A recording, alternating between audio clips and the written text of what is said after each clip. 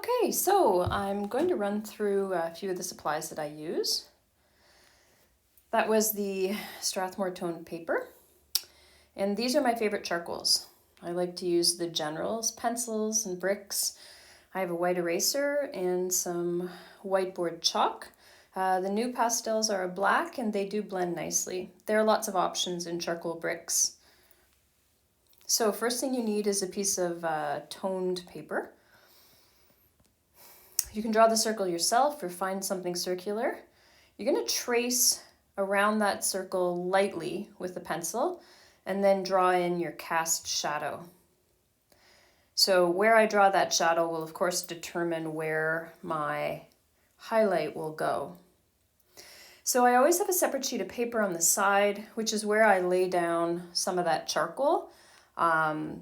Just like in the sphere tutorial on white paper, you're going to break up any chunks by moving it around and adding it in a smooth circular motion. So I'm starting with my core shadow, which is the darkest shadow on the bottom of the sphere. And I'm going to add that charcoal in, again, circular motions, moving upwards. As I move upwards, I'm pushing a little less hard on my fingers, so that'll allow the value to get lighter. And then also, as I move upwards, of course, I'm also running out of charcoal on my finger. So you're going to try to keep as close to that pencil line as possible. If you go over, you can clean that up with an eraser afterwards.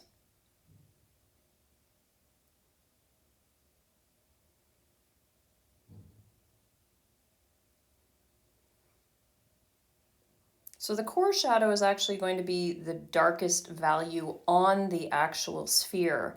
I often do my cast shadows a little bit darker because that tends to add weight. It makes the sphere feel like it has some weight. I'm using my index finger. I think that's my index finger. And as my fingers get dirty or tired, I can rotate from one to the next. If you have sweaty hands, you're finding you're getting a lot of blotching as you try and blend, you of course can use a cotton ball, a piece of Kleenex, or you can get pieces of suede for this purpose. You'll notice the values are getting a little lighter as I move upwards towards where my highlight's going to be.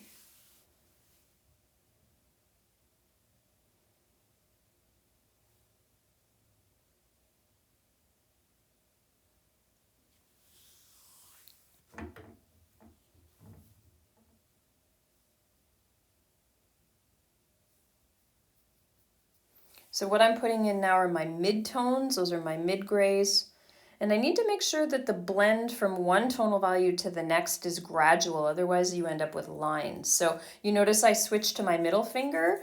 That just didn't have charcoal on it, so I was able to actually lift a little bit of the charcoal off by switching to a clean finger.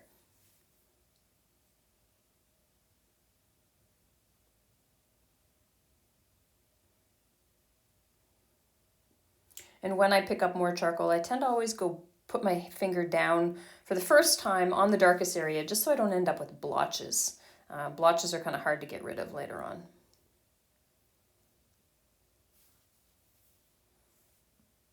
So you can grab your cotton ball and try and push out any inconsistencies and blend those tonal values.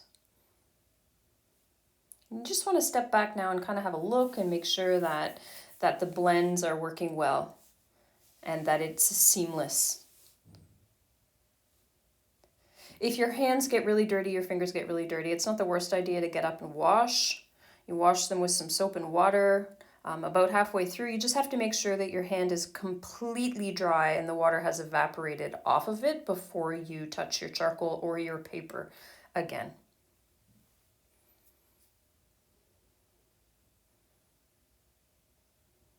So now I'm going to try to go really dark. You'll notice that's working right away. I'm going to tuck that cast shadow up as close as I can to the bottom of the sphere.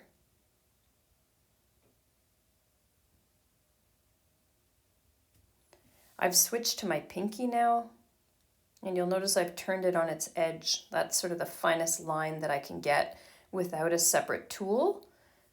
So that's my pinky finger, and I've rolled it to the side, and it allows an amazing amount of detail. You have an amazing amount of control over that digit when you roll it to the side, so I can get a pretty sharp line.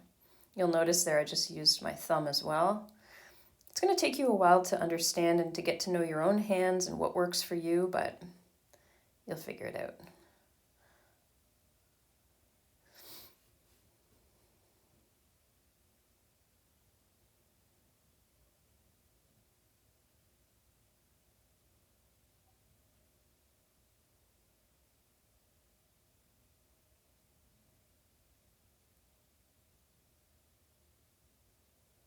And I have opted at this point to diffuse that cast shadow out a little bit. And the reason I've done that is it's just it gives you a bit of a lighter touch. And if you're in a darker room with a very bright light, then your shadow is going to be very dark with crisp lines around the outside. But if you have any other ambient light from a window or another light source, then the edges of your shadow tend to be a little less crisp and they fade out a little more. So that's just something to keep in mind.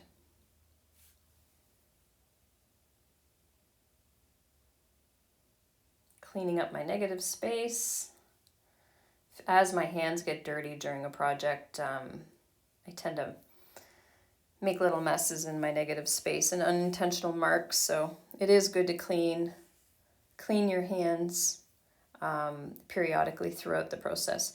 So you can run a really sharp eraser around the outside in case you went out of the lines, and any of those pencil marks that you did at the beginning just to draw your circle, you're going to want to tone those down. So if you can just catch them with the eraser, that's good. Anytime you have a dark line around an image, it tends to flatten it. It feels more like a coloring book page or an animation. So I'm just going to try and get rid of that.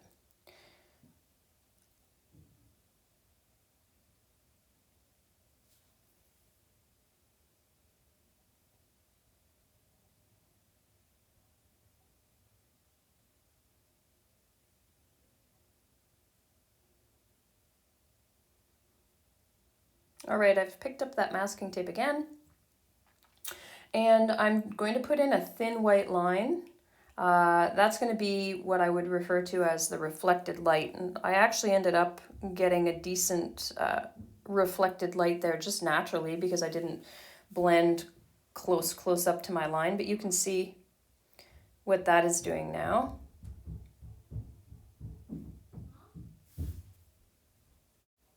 So reflected light is that point, it's when light hits a surface and bounces back. So that's what's happening there. That's why I want that little bit of a white line. I'm probably going to end up toning it down a bit. Now what I'm doing with that sharp black pencil is just focusing.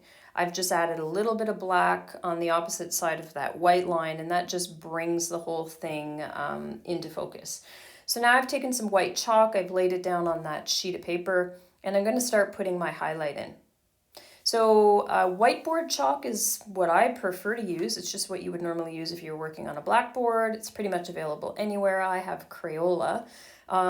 In your kits, you will also have some white charcoal, but it blends, but it's not as smooth as the whiteboard chalk. So certainly you can use that, and you might end up having to layer it quite a bit. So I keep putting it down, and then I'm going to go back again to the center and go brighter. You notice that bright spot is getting brighter and brighter. You want to make sure that your highlight is not a perfect circle, otherwise your sphere will end up looking like an 8-ball. So I'm blending it out a bit. It changes the look of the charcoal. It makes it a little bit milky. So I do tend to kind of blend it a little bit, that white, into my mid-tones so it's not too glaring of a difference because it changes the surface texture of the paper. So I guess it's probably getting a little bit gray, and in order to get it nice and bright, I'm just going to add the chalk directly to the paper and blend it out from there.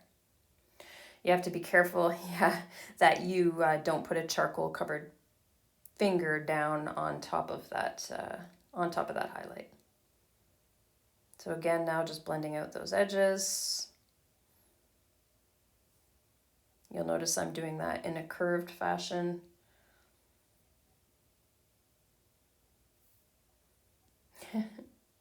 My table is shaking. And pulling that highlight a little bit more. So it's a lot of back and forth until you feel like you've got it right.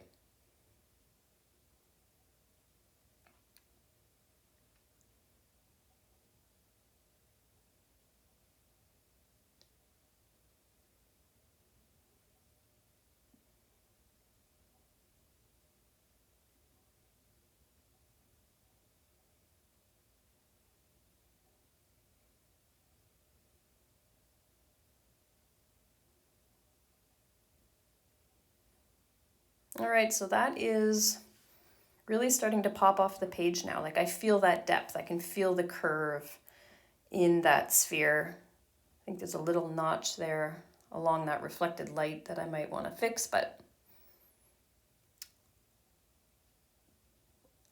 I'm just going to push that back a little bit. There you go. Much better. That was bothering me. Using that pinky again, pushing those darks a little bit more. You're going to hear me say that a lot, pushing those darks, because the darker those darks go, the more depth you end up with. Tucking that shadow up right against my sphere, blending it out.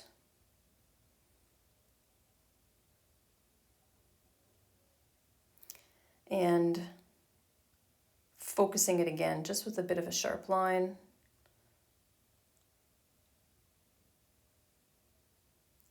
Refocusing that reflected light. You need to have a really good pencil sharpener in order to keep those charcoal pencils nice and sharp. If you don't, scalpel will work quite well. Because the lead of a charcoal pencil is so soft, they break off often in pencil sharpeners that are not sharp. They tend to get dull, just like any knife would. And they cause a bit of stress to the pencil when you try and use them, and then the lead breaks off, and it's crazy frustrating.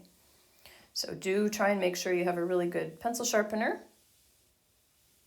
And if not, then a sharp scalpel or X-Acto blade will work. And there you have it. A sphere, charcoal and chalk on gray paper.